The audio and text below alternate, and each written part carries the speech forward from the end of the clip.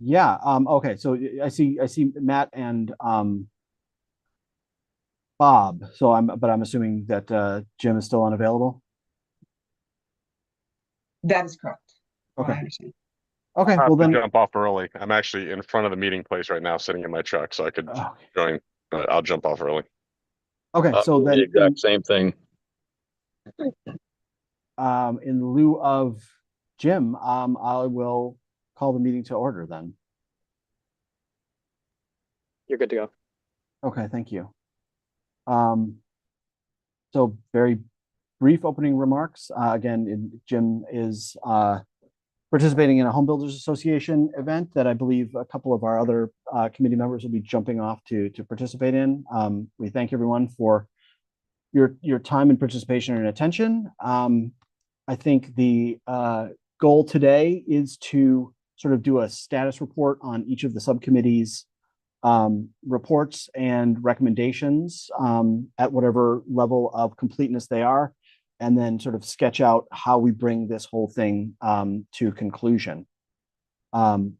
So with that said, I'll turn it over to Sonia if you want to start with your committee's presentation. Sure. Peter, can we put it on the screen, please? So we started, we did a survey. So we did a survey and we sent it out to just our committee members for the time being. We went over the survey a few times, we got comments on it, kind of whittled it down to about 10, 11 questions. I wanted to go through the survey with you guys and share our responses and how our committees kind of go, like our thinking process right now. Tomorrow morning, though, we are going to be sending out the survey to everyone. We'd like you all to participate in the survey. Let's just start going to the first one. Okay. This is the first question that we asked. Should soil morphology and field-based training be a prerequisite for obtaining and maintaining an active sanitarians or inspector certification? Now, the smart thing for me would have been to do A, B, C, and D, but of course I didn't think about that. So we just have the number of responses. There were 9 responses in total, but some questions had more than one answer. So for example, this one, a lot of people thought the 2 to 3 year cycle for certification cycle, and and as well as the mandatory to obtain initial certification. Right now, we are required for phase 1 and phase 2. They do have a soils training, but it's not a requirement. Personally, I think myself and quite a few sanitarians would agree that that is probably the most important training that we get. And field training would be great because it can be very complicated when on site. Up is down, down is up. If you've ever done a field inspection of a septic system, you know what I'm talking about. The second question, mine's not doing that. Peter, can you? Thank you. Okay, so the second question is, do you support mandatory, do you support a mandatory continuing education requirement for certified septic inspectors? Most all of us said yes, but there is a little caveat here within funding. So we remember we have DEEP and DPH on our committee as well. And I think we're all very excited. We all want it, but we all have to realize that they're the ones who have to stand up a program. So funding is essential. And I could see where, not everyone would have said yes because of the constraint of funding, which I'm sure John and Matt are going to talk to you about after. Can you go again, Peter, please? This is the same question. It just speaks to septic installers and pretty much the same answers across the board. Third question, please. Okay. So this is what we were kind of all over the place with this. At what threshold or trigger should a certified soil scientist be required to assist the local health? You can see that we were all over the place. Plus, it was one of those select all that apply. I would really like to see some of the developers answer this question. I think it's interesting because remember, our committee is mostly, not all, but mostly local, state officials, retired or acting, and 1 or 2 proprietary owners, as well as an engineer. So I would really like to see how this pans out when it goes out to the whole group. Can you go again? Sorry, Peter. Okay, I want us all to read this question, but keep it in the back of our mind. We have flagged this question to be a conversation at the end. Okay, it talks about code advisory. We talked a little bit about codes and standards, and I'd rather have a more robust conversation at the end of the meeting. Well, towards the end of the meeting when we have 2 other questions that we would like to discuss with you. Can you please go forward one more? Okay, so we actually got almost 100% consensus on this one. Should the DPH maintain a shared searchable database of final decisions and legal challenge outcomes to ensure all towns apply regulations consistently? This is another funding thing. Yes, we all agree, but if they don't have the staff to do it, I don't know if they're going to be able to do it. So almost all of us agree with this, but it goes back to funding. Question 6. Okay, we know we're stepping lightly into the Nitrogen and Environment Committee, guys. So we just wanted to have these questions out to kind of show what our group is thinking here. I was on their committee meeting earlier. I did tell them that we were going to be talking about a survey. Remember, this is in one of those all that apply.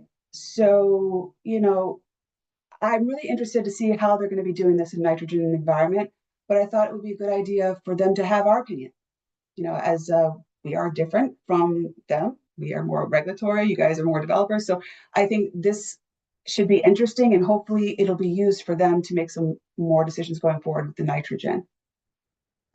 Next one, please. Okay, in response to fluctuating groundwater levels and sea level rise, should the state reevaluate the current 18 to 24 inch minimum vertical separation distance?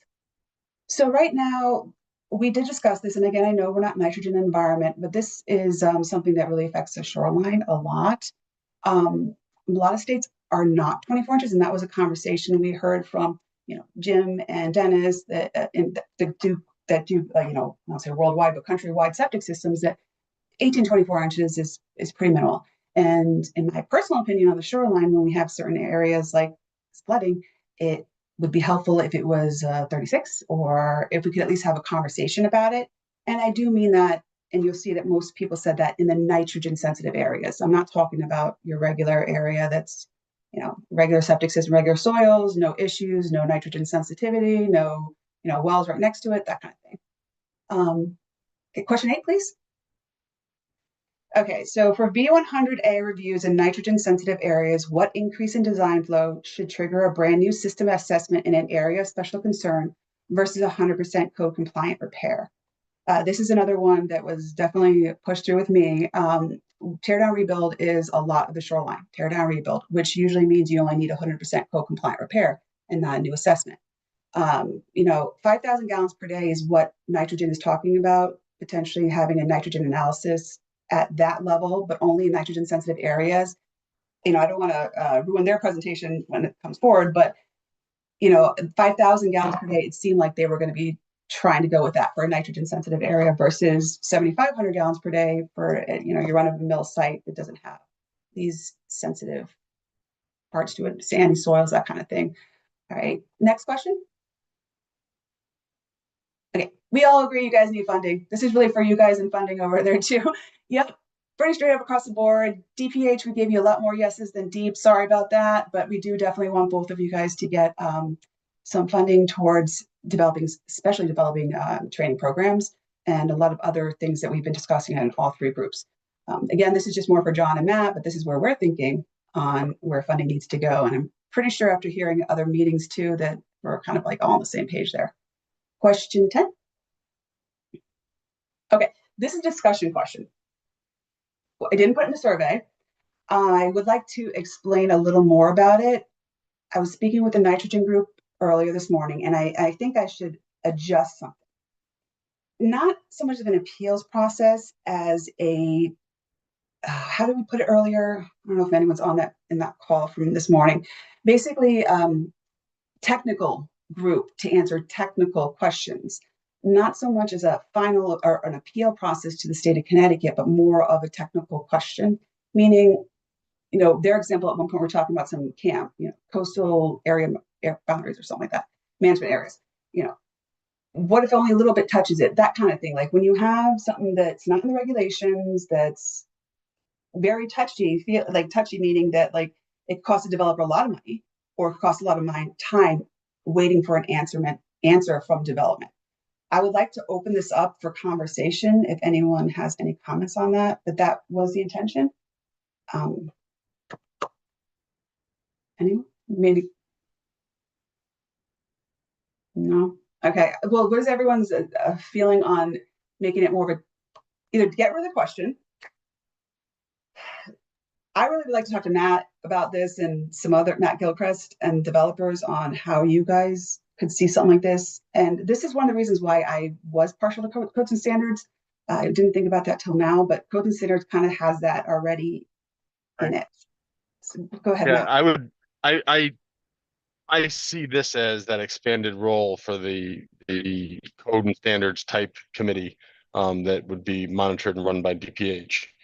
Um, this would be a great place to vet out these gray areas or areas of concern that might not be right by the letter of the law. So it works really well in the building code industry. When there's a dispute, they can monitor those disputes. If the building official doesn't just make a determination, it's always the right of the state building official to make that determination, but a lot of times he'll bring it to that code and standards committee to kind of kick it around before that final decision is made. Can we go back to question 4, because that's where we want this kind of all bridges together. Peter, can we go back to question 4, the codes? Yeah, I can speak today. Okay, so you'll see that it is all over the place. This is where I really want to see what your guys' answers are. We had a conversation of when this all started, that was my concern, was AT. And I did let DPH know that in our last meeting. For me, it was always about making sure that we had some kind of codes and standards or something like that when an AT program is developed. As far as what we have going on now, I would prefer, but I know that's a big haul and it's a lot of money and it's a whole different process.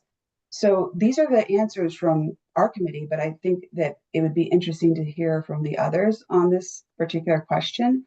But again, that was only for me, and I would like to hear from others on whether they want to try doing a codes and standards for right now, or just if we only meant it for AT. Did I get that right from my group, guys? Anyone can chime in? Okay. Does anyone, I could break this up into 2 questions when I send it out to the rest of the group, and I will definitely make sure that my group knows that, and maybe do one for right now. Again, if they have the funding, because that all does go back to funding, and then one specific to long-term recommendations and it being AT. So I can break that up into 2. Does anyone have any issue with doing that? And of course, I'll circle back with my group to get the additional question answered. Okay. Can we keep going down? I think we only have one more question to talk about that.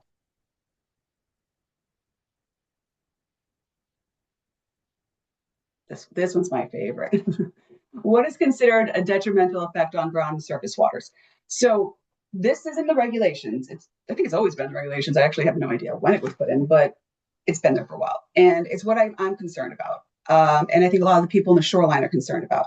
What does it mean by to have a detrimental effect on ground or surface waters? If we're under orders, or if we have consent orders, does that mean we are by default have issues with our ground or surface waters where development might be a problem? I would really like to have a conversation about this. I had some great comments from like everyone that we surveyed, and it isn't a survey, and it just basically asks, what does this mean to you? I'm just curious if any of my group members can pipe up and talk a little bit about it. It would be great. No, I can read some comments.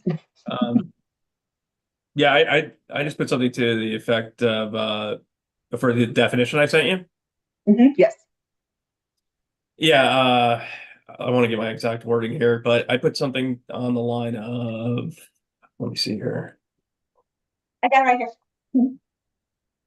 It's detrimental, anything that threatens public health or creates a potential for direct or indirect contact between sewage and the public.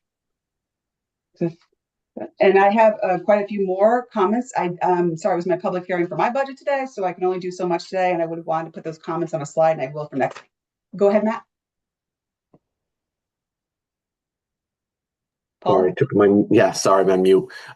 Yeah, I was going to say, my comment, I don't care if you want to read my comment as well, but it basically was something to the effect similar to Jim.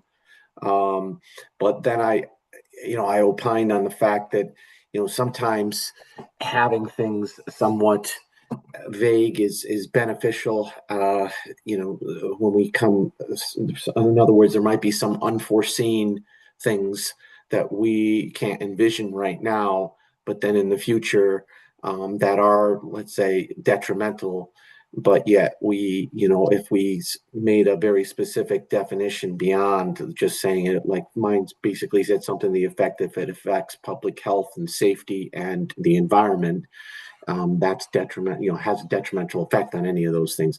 And I just was cautious that if you do try to hone in too much on that, again, you could have something that's unforeseen that we can't envision. So something like, I'll just throw out there, like pharmaceuticals, personal care products, all those things are up and coming things of concern when it comes to sewage. And so just wanted to throw that out there. Just be cautious. If you hone in too much, it's not a good thing too. I know you want to have something specific, but there's a balance. It's true. And, the statement that says afterwards, if in their opinion, such may occur.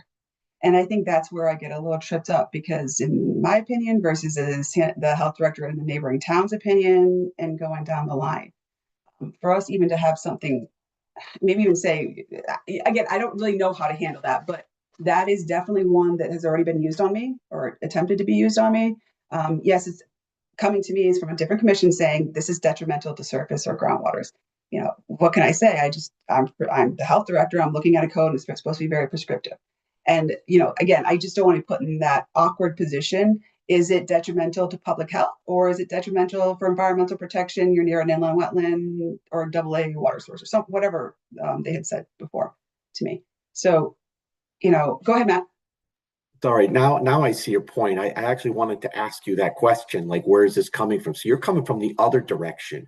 You're coming from opposition is saying, hey, you're not doing your job because we feel that this has detrimental effect. Okay, that's fair. All right, that actually changes how I look at this a little more. So let me ponder that a bit.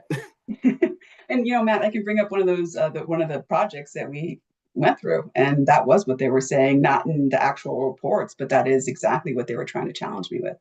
Okay, thank you. So that one's my big concern, and I do think that would also cause a lot of delays in building if we don't hammer that one out, and times money, from what I understand, with building a lot of times, getting permits approved, etc. I just don't want to be in crossroads with our commissions, either our local commissions, being a local office ourselves. So that was that. Can we go to the next one? Which I just think is, I'm just saying, we're sending the survey out to you all. It's probably tomorrow. I'm done for the day, guys, after this one. So probably tomorrow. And I would just like to get everyone back to my email. Once we have all those compiled, we can pretty much write our recommendations based on those. Knowing that we're really not trying to step on nitrogen environment with those two questions. And we will talk to them about it very soon. Go ahead, Matt. All right, sorry, I'm being officially a pain in the butt here. Could we go back to question 8? Sure. I just want clarification on that question because I didn't quite understand that. So the way it stands now is, or at least our intention is for the proposed reg changes, is for B100A reviews, any B100A review that has an increase in flow, that has a design flow over a certain threshold, is going to have to do a nitrogen evaluation, and then we would break it down. So what are you asking here, though? That's what I'm curious on. So basically treating anything up to 5,000 gallons per day as new construction. And the reason being is not always about nitrogen here, too. It's also about the hydraulics of the property and making sure that we can fit it. So if you go to a 4-bedroom house and put 5,000 gallons per day on it, you're only complying with B100A and your nitrogen calculation, now that if that does, go to pass. So when we look at new construction, though, is we're looking for the nitrogen as well as a co-complying area and 100% reserve area. Basically, that question we just talked about, detrimental, really evaluating the property as a whole as a new construction. Because a 4-bedroom house to a 5,000 gallon restaurant is huge difference. Okay, so what would all right, because I was going to say that for any type of residential single family home is not going to be on this here. This is not on the radar here, right? So, but you're saying if I have a property that has a residential dwelling on it that goes to a commercial property, let's say, that has 5,000, well, then it's going to be it's going to have to follow not only the design requirements for 5,000 gallon per day system, but it would have to be evaluated for nitrogen. And then we would look at, depending on where it's located, whether it's the nitrogen sensitive area and which formula to use. Is that? Yeah, is well, that where basically, you're it's only for going? nitrogen sensitive areas, just meaning it's a new construction, because down here, everything is tear down, rebuild. I'll say an example. Say you have a 2-family house and you want to put 6 apartments on there, and not having to comply with new construction standards, meaning an area of special concern, triggers an engineer, blah, blah, blah, all of our things that we have for areas of special concern for new construction.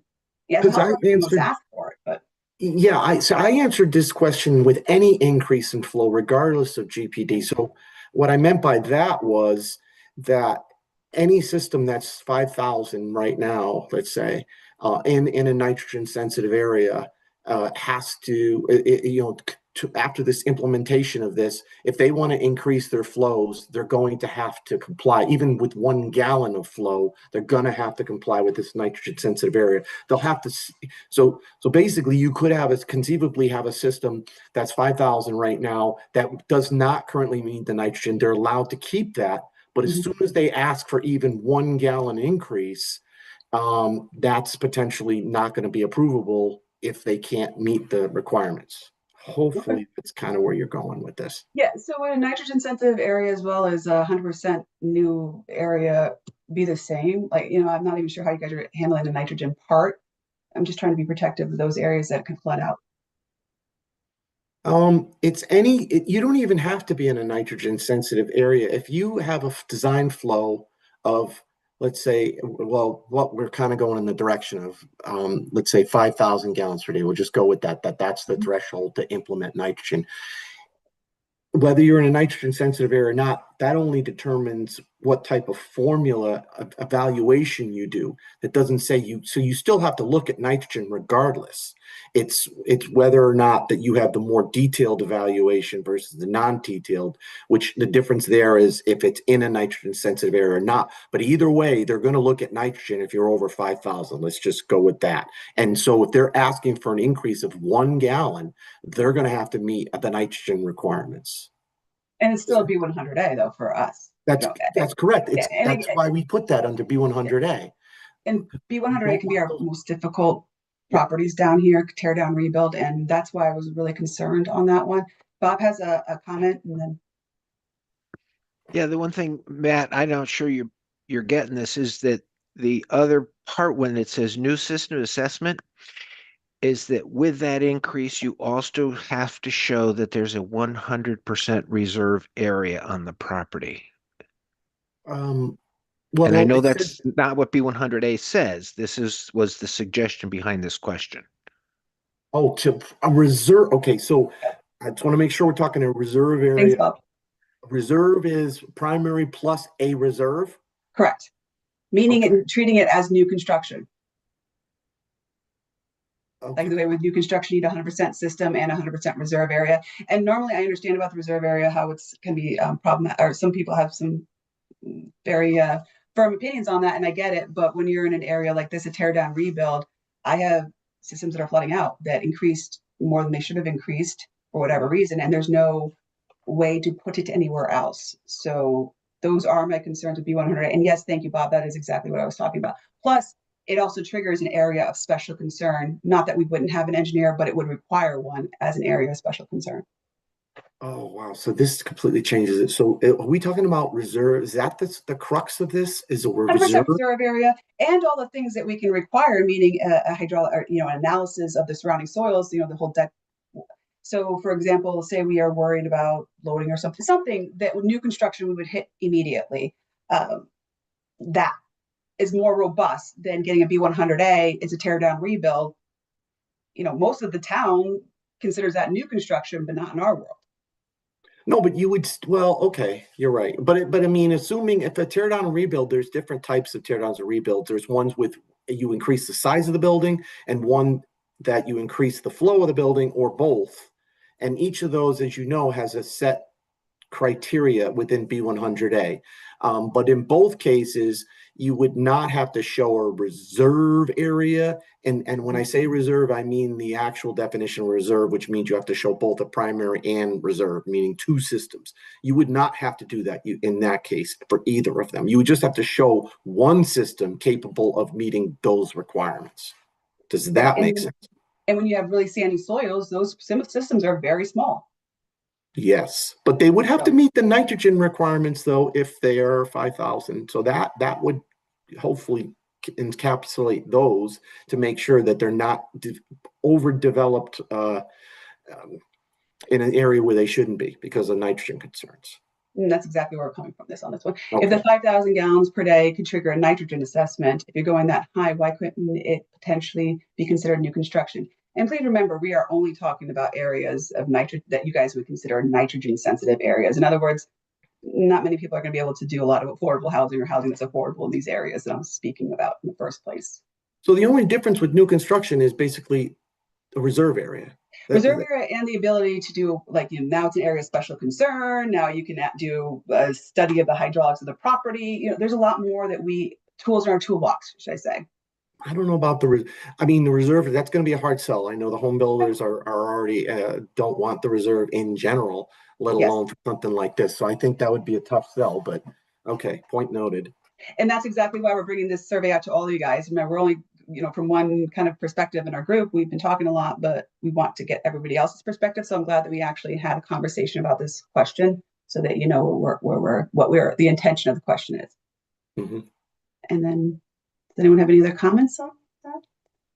Okay. Questions or comments on any of the survey? Sonia, can you review what? So you're going to be sending this out tomorrow with responses back.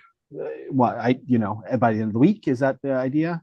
I'm actually going to leave that to you guys. I would Friday would be great, so I can get it all together for Wednesday. But you know what? Monday morning. Let's do Monday morning. That way people have the weekend if they wanted to do something. It's a very easy survey too, by the way, guys. It's not a long. Okay. So yeah, no, when you put that in the actual, when you forward the request, just put the requested date and we can go from there. Good point, John. We'll do that. Go ahead, Rob. Oh, sorry.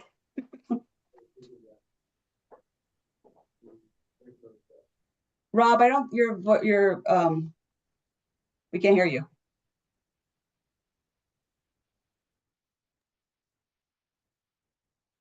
No sound, huh?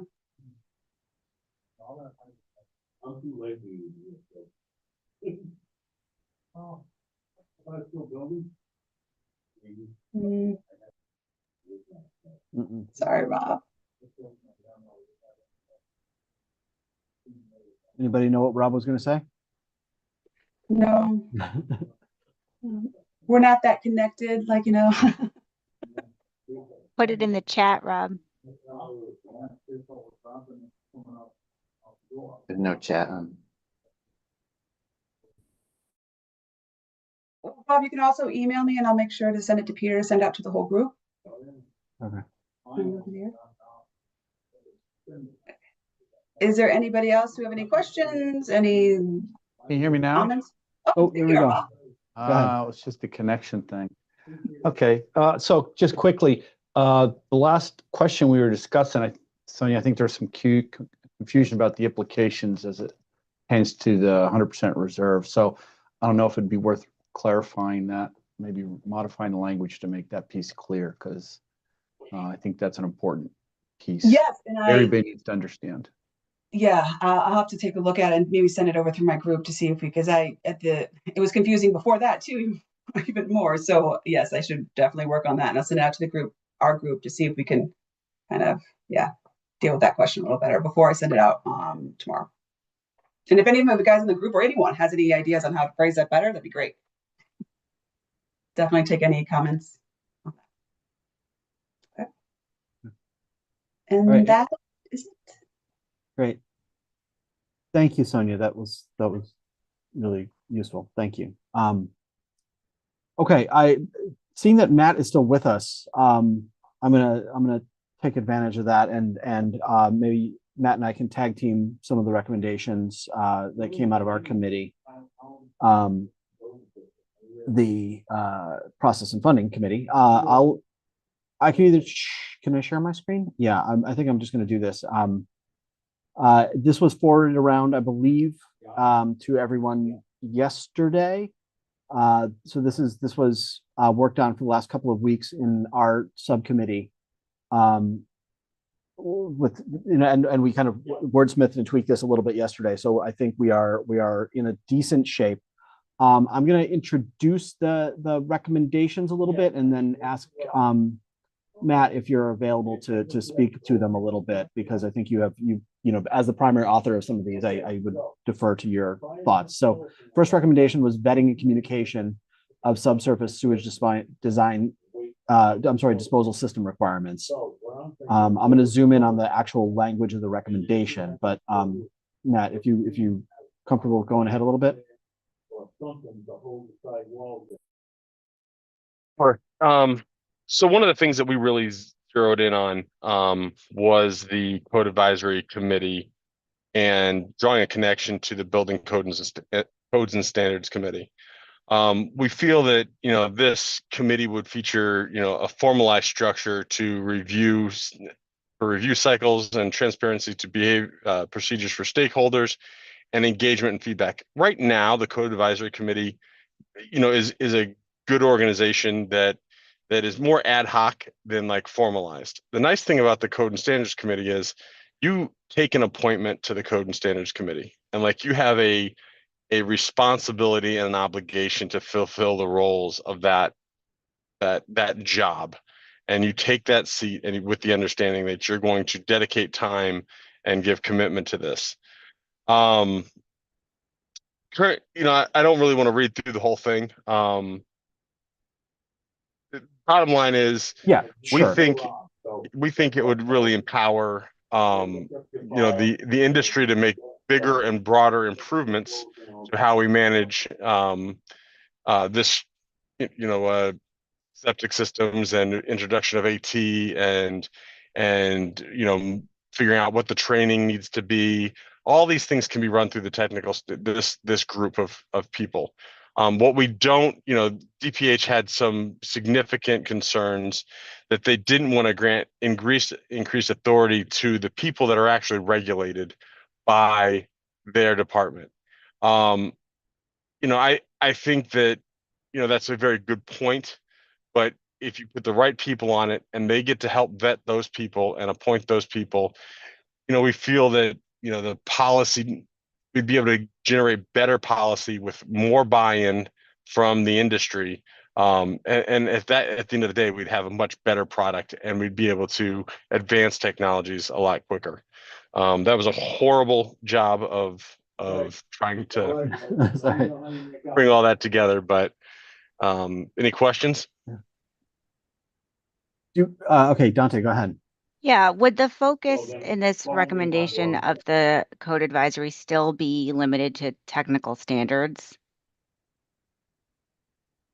Like, Our intent would it be limited to reviewing and providing input on the technical standards the way it still is, but it would have sort of a statutory basis and more structure and sort of a formalized role, but it would still focus substantively on the technical standards?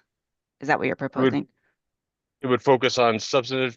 It would focus on the technical standards, but also on changes to regulations before those regulations are proposed to legislature. Okay. It would also look at curriculums and training to help support the industry, and it could also be used as a review of the gray spots, like we talked about before during Sonia's presentation. Okay, I would say that without commenting immediately on the DPH stance on it, I think it's very important to clarify exactly what that content would be. So if you're going to include curriculum review in your recommendation and you want to include, dealing with those areas of sort of challenging interpretation of standards, it needs to say that in the recommendation so people can understand what's being proposed, because those are sort of, it's an expansion of the current scope of the code advisory significantly.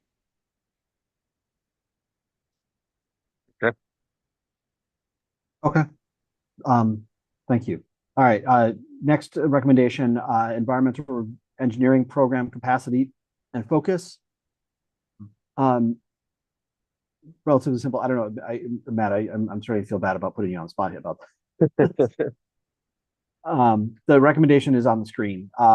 Again, I think this is mostly about, I think, the many directions that DPH is being pulled into, and wanting to make sure that there is sufficient staffing and sufficient capacity to take on the things that they ought to be taking on, which includes alternative technology. I don't know, Matt, do you want to elaborate on that? Well, while we appreciate and understand the autonomy of DPH, you know, legislature doesn't set up who are, how you divide up your workload. We don't talk about, legislature doesn't say, okay, this is your department and this is that department, and where the work stays.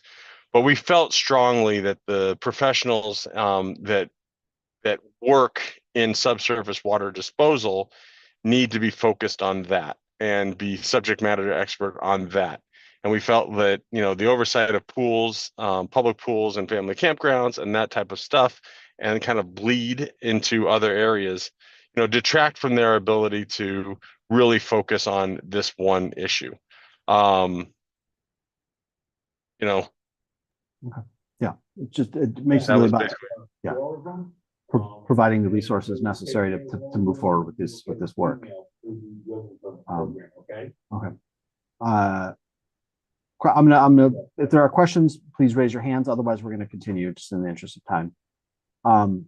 Third is training and education for subsurface wastewater disposal professionals, and I think this dovetails quite a bit with some of the stuff that Sonia reviewed. And I think the main recommendation here focused on a dedicated educational training fund, as well as, I think, Dante, perhaps some of the curriculum questions that you were asking are contained in this recommendation. Matt, do you want to elaborate on that? I'm looking at a really small screen, so Oh, okay. I apologize. So, yeah, this is regarding the education and training fund. Yeah. Yep. So, we wanted to create a dedication education and training fund. Some of the problems that we see here is we would love to just put a additional fee on permits and fees, and those would be earmarked for this to fund this fund. What we understand is that all those things get swept up into the general fund. So really, DPH will have to make a request for an actual dollar amount. We think, we would support this dollar amount. From a builder standpoint, better trained, more educated, uh, staffs both at the local and the state level, as well as the installers and the engineers that design them on our side, will only help the industry and make sure that we move along quicker through approvals. If you guys are training our engineers, and we're having a curriculum for engineers and installers that say this is what a system must look like to be approved, you're going to get a better product across your desk for review and approval. So, we feel like the training mission here is of utmost importance, and we need to make sure that we find ways to properly fund it. One of the other things is we need to, make sure that we're putting in place effective means to transfer knowledge from experienced people in DPH and in DEEP to the new junior hires, whether that be in the office or through mentorship programs and the such. Okay. Thank you. Next recommendation: timeliness and consistency in review processes, and this is again about increasing capacity by enabling sort of work sharing and assistance by other professionals to the initial groups asked to review plans. And I'm looking for more specific timeframes for at least initial reviews of applications. Yeah. Yeah. So, we asked for a minimum amount of time for the review to take place, not for approval to take place, but for the review to take place. This will make sure that, if a plan is done poorly, it at least gets back to the prepare in a reasonable amount of time so they can make changes. And if it is a well done plan, it gets reviewed within 20 days, it'll get approved within that period of time, most likely. One of the things that we really wanted to explore was implementing like a work sharing system among the health districts for for when one district goes into a high demand situation. Like if I brought a 50 lot subdivision, they're all septics, and I need all those lots to be tested so I can at least get my blanket approval that this area will support 50 4-bedroom homes or 55 bedroom homes or whatever we test to. That's a big drain on a single resource. So we wanted to kind of come up with a means for those locals to kind of tap a neighboring local for help. And that would be through some memorandums of understanding that would standardize their policies, and they could say, hey, do you guys have time to help us with this? Because we want to make sure we get this thing turned around in a reasonable amount of time versus, this being the only thing that we work on for the month of February. That's not fair to other applicants. And, we want to make sure that we keep this application moving forward. Sonia? I'm not going to say whether I'm for or against it, but one thing that I would like to include into that is that we do have health departments that don't do septic a lot. So something like that would be helpful too. Or it's maybe somebody, that maybe not do shoreline septic or, near a lake or something. It's really technically complex. And maybe at one point we could have a central depository of licensed people that have a certain skill set, maybe even through CARWA. I don't know. But I think that would be part of this would be very helpful. Because again, if you're in Meriden or New Haven, you're not going to get a lot of septic systems. So, kind of goes with the training thing too. If you don't use it, septics can be complex. So I just wanted to add that in. Sorry, guys. Shut up. Oh, absolutely, that's great. And another point of this is, if one health district has to bring in another health district, there's going to be additional fees. And I think that developers are likely to accept higher fees in exchange for a more timely service. So like you could say, hey, we're not going to be able to get through this for, we're only going to be able to do one day in the field with you a week for the next 3 months to get this done. But if you're willing, we can bring in another health department to help, and here's your additional fee. We would love, I would write that check all day long to get it executed faster. We'd really like a moonlighting provision, but we don't know how to do that yet. Matt?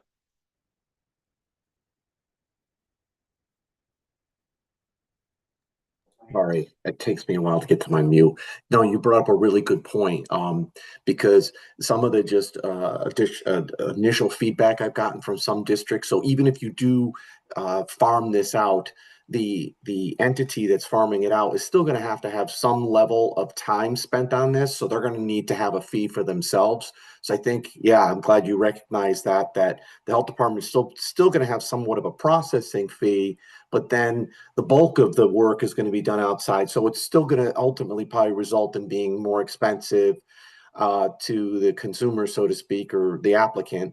But you're saying that oftentimes, because time is money, that they're willing to do that in order to get this review. So good, thank you. Just want to make that enunciate that point.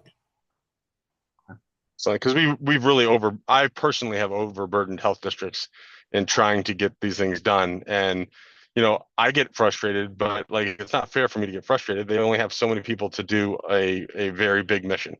So, that's the genesis behind that. Sonia? So we have some serious rock stars in our individuals that have retired. Back to having a list of some sort. I mean, a Tom Stanfield, a Bob Smith, a Jeff Palhemus would be great if the towns had access to them, like we do with food. Like if you want to do independent food inspections for another town, you can do that. And we used to. I'm not sure if we still have a list, but we used to have a list. So maybe even something like a list for developers to even look at anybody, like not recommend, but a list of qualified individuals that may not be currently working in a health department are really good at this and could be helpful. Can you make that note? Because I don't have any ability to do that. Sorry. Yeah, I'll circle back with Sonia to make sure I'm phrasing it correctly, but yes, thank you. All right, and then so last recommendation is relatively simple, is just recognizing that failing on-site systems create problems for surface water quality, and often the homeowners are not necessarily in a position to address it. So the idea here is establishing a homeowner assistance fund to assist with abatement and cleanup. I think it's as simple as that. Matt, is there anything more to it? You know, the idea here was that if we have a system that's failed and it is causing a contamination issue, we need some mechanism in place to help a homeowner or a business that might not be able to afford to fix it right away to basically get assistance, a loan, or a lien on their property or something to have that fixed. That fund would then fund it, and then that loan would be paid back over time, or it would be paid at property transfer. Because quite honestly, it's kind of like the difference between building a new house and all the existing housing stock. Every new house I build is extremely energy efficient, but you know, the older houses are the ones that really we need to address when it comes to energy efficiency. Whereas I think it's the same thing with septics. You might have a septic that's 50 years old and limping along, like, okay, we only flush the toilet on Tuesdays. But you know, we could repair and replace these systems. Sonia? The one thing I like to mention is, like after an Irene and Sandy, even having some potentially emergency fund, because when they all fail on the shoreline. It's not pretty. So like the emergency access to that would be my only comment. I didn't read through a whole thing, but Yeah. Help us out down here. Are broadly speaking, are FEMA funds available for stuff like that? I mean, when It's not these even that, things, it's immediate assistance. When you're dealing with sewage on the Yeah. ground like that, it's like Yeah. people are going down there and they're just covering systems and they're not supposed to be. We're Okay. supposed to be checking them out. So, they're kicked out of their houses in some cases, so they can't even go Right. home. And from what I understand from Irene and Sandy, I'm not all into it. I probably would have to refer that to Matt or, your group over there. But it's not easy getting immediate relief for a septic system. And I think you would have to look maybe into the towns, because if we had a sewage issue bleeding out on the ground and no one's going to take care of it, we could, do an order, do a lien on the property, but it ultimately has to be picked up immediately. So like some kind of emergency fund that doesn't have as much red tape. And I know they have something like that for like fires and stuff, like a house, like Red Cross and stuff. I don't know where or what. I'm just saying it'd be a good idea. I can't speak to hurricanes, but I can speak to the flooding that we had in Southbury and Oxford a year ago, like a little over a year ago. Several of those homes were on septics, and those septics were one tank was floated right out of the ground. Like it was a big mess, and immediately addressing those things so we could get people back into those houses. I didn't do it as part of my business. I did it as a friend for somebody else. We got them back up and running, and got them back on track. So it would be a huge help, because FEMA, quite honestly, still hasn't paid most of those people anything. Okay. So what we'll do, again, thank you, Matt, for jumping in on those things. This was circulated already. We can circulate it again to make sure that if people have comments, we'll circulate it as a Word document. So if you want to add a markup, ideally, again, before Monday, so we can look to finalize. Adam.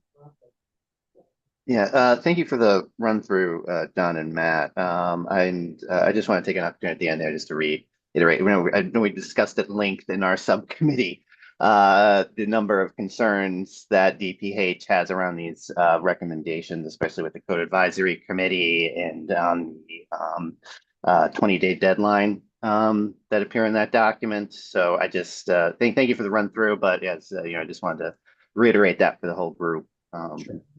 So they could just have that context. Right. Yeah. And we recognize that there are certain things that's particularly relative to department financing and assignation of responsibilities and things like that is not necessarily something that the DPH employees or DEP employees can sort of explicitly support or comment on, and we recognize that. But and again, these are basically, we were asked to provide input and ideas to the legislative committees, and that's precisely what we're doing. And then hopefully they'll take it to a place where you guys will be provided with the resources to make some of the recommended changes and expanded service. Hopefully we captured a lot of that dissension in the discussion area. I know we just focus on the recommendation, but we've really tried to, Yeah, there was new, in there the was a lot of discussion nuance area, there. yeah, capture all that. So hopefully I reflected it properly on them. Okay, thanks. Can I ask a process question on that? Are we able to vote, like the entire group eventually will vote on the recommendations when we, I know we're kind of down to the wire timing Yeah. wise, but to make sure that the sort of those areas that have difference of opinion are captured in the final product? I think, and Jim and Sonia and I were talking about this. I think just because of some of the vagaries of involvement in the subcommittees and in the full steering committee or the working group on this, votes are a little tricky because I think, you know, some state employees would have to nuance their votes or may not be able to vote, Sure. and a lot of the people who contributed mightily to the subcommittee work aren't really voting members, or let's not say voting members, so, formal members, appointed members of the whole working group. So we thought that, majority, all in favor type voting is not really our purview here, or not necessarily our target. I think we're going to seek broad consensus on the recommendations, with appropriate caveats and with appropriate room for, there's some disagreement here, there is some nuance to this, but broadly speaking, this is the direction we are recommending. I think we'd like to accomplish that by, I think, broad consensus rather than a show of hands. Again, because we're not rulemaking here. We're not setting policy. We're just forwarding recommendations to the legislators. Okay. And my question was just sort of process. Yeah. Like how do we get from subcommittee recommendations to a final set of recommendations that represents the whole group? Let's give the third committee a little bit of time to present Sure. theirs, and then we'll wrap it up with that, with a little bit of discussion about that expectation. We have someone pinch hitting for Jim on this one, or no? No, Jim had asked me to kind of like say Okay. that they're busy. They will, we have a meeting on Wednesday, my group, but Jim, John, and I are talking tomorrow. There's a potential of trying to just do the whole group. Not sure yet. We will be in contact with you. I was in their meeting this morning. There's 4, I think, issues that they have done, kind of agreed on, mostly have a good consensus on, I guess, Matt. I don't know. You might want to jump in there, but they're not ready to talk to us yet. But I believe that they are going to be meeting again soon to try to present. And that's why I was saying maybe next week we might open up our meeting to a whole group if they can't find another time that we can all meet. Go ahead, Matt. Yeah, no, she's pretty much, you said it just as good as I could have, if not better. Yeah, and some of the there's a little bit of technical massaging of the language that needs to be done, because obviously, nitrogen is more of a technical thing. So there was specific language and tweaking of that needs to be done. So that's where the subcommittee rather is looking for a little more time. Okay, thank you, to Matt and Sonia. So I think from this point, and again, we're getting close to sort of the finish line, at least what was assigned to us. With Sonia, the survey needs to be completed from Sonia's group, and some tweaks need to be made from our group, and then obviously Jim's team sort of compiling the recommendations. We basically are about a week out from everyone having a decent draft of their recommendations. So the thought would be that this full group, which again it's winnowing, it's not as robust a full group as we used to have, but to convene at least one more time to kind of compile all the recommendations. And again, Sonia and Jim and I will discuss tomorrow if there is a sort of another more acceptable or robust way of kind of achieving consensus. But I think the idea will be we're going to tweak the recommendations a little bit, but seek broad consensus on these policy directions and forward it to the legislature for their consideration. Because again, we're giving them information, we're giving them our thoughts, right? So yeah, I think the idea would be we'll convene at least one more time, ideally next Wednesday. Sonia, your group was meeting in the morning. I believe you guys are nitrogen's at Or in the nitrogen morning on Wednesday, Okay. but we have it slated for 2 o'clock For two, okay. a So week from today. the idea And I of did it, want and to so, mention yeah, go ahead. one thing, actually to Dante, yes, the survey is, we should hopefully get some kind of consensus on that survey since it's the whole group, so I think there is Yeah, definitely, something there to show, for sure. because I definitely had those comments, and if I had more time today, I would have put some of those comments in there because they were good. Like, yeah, we agree with it, but we don't have to put it, Mhm. So I just wanted to, kind of tamp down any concerns of like overdoing anything or voting over it. But consensus, I think we will have. Mhm. We'll see in the next week, though, for sure. So I guess at that point, we basically ask people if you are able to join us, and we and ask basically Sonia's group to open it up. Maybe following your discussion, we'll open it up to sort of a second recap of recommendations, and seek some consensus to kind of close out the work of the committee. The working We group. should have all of your answers by then, so it should be a spirited conversation around that survey. Okay. All right. Does that broadly make sense to people? Okay. So that would be, I think, my recommendation. So we'll forward around again, Sonia's survey, the recommendations from the process and funding group. Look for responses no later than Monday, and look to convene next week to have ideally sort of a recommendation summary discussion. Sound reasonable? If not ideal? Okay. Well, then I've got 3 o'clock. We're right on track.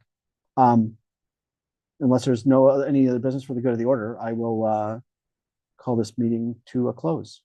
And thank you.